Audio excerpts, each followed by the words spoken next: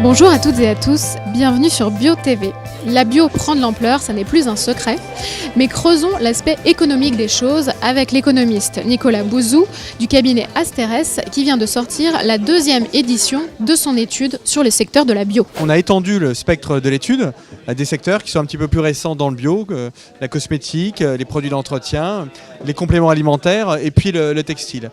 Alors la conclusion globale de l'étude, c'est que tous ces secteurs fonctionnent très bien. On a des taux de croissance du chiffre d'affaires et de la distribution spécialisée pour chacun de ces secteurs qui sont très dynamiques. Moi, ce qui m'a très frappé dans la réalisation de cette étude, c'est le dynamisme des investissements.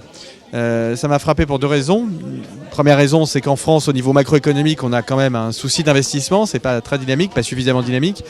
Mais ce qui m'a frappé aussi, c'est que cet investissement, il permet dans le bio d'étendre de façon assez spectaculaire les capacités de production. Donc ce qui est en train de se jouer aujourd'hui, en réalité, c'est la configuration de l'industrie bio de demain. On a beaucoup d'activités, beaucoup de gains de productivité, énormément de gains de productivité dans l'alimentaire par exemple, plus 40% en 3 ans, c'est vraiment très important. Du coup, beaucoup d'investissements, des marges qui remontent. Et ça aussi c'est très important parce que ces marges qui remontent, elles vont permettre de financer l'activité future.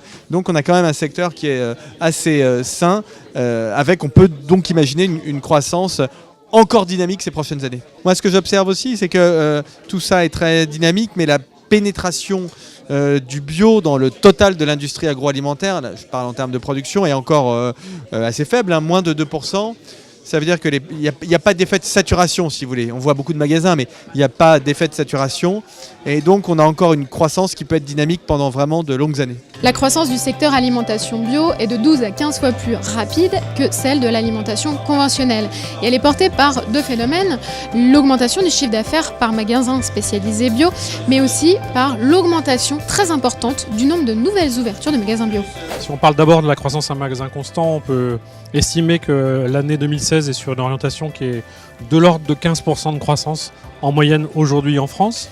Et puis si de l'autre côté on parle de l'évolution des réseaux, il se crée aujourd'hui en France pratiquement un magasin bio tous les 2 jours, un nouveau magasin bio tous les 2 jours. Ça veut dire que si on fait l'addition de cette croissance à magasin constant et de ces nouveaux points de vente, qui vont certainement être de l'ordre d'une centaine de points de vente nouveaux, entre 100 et 120 nouveaux magasins en 2016, on peut estimer qu'on aura une croissance qui sera de l'ordre de 20% en 2016. Merci beaucoup d'avoir été au rendez-vous et à très vite sur Bio TV.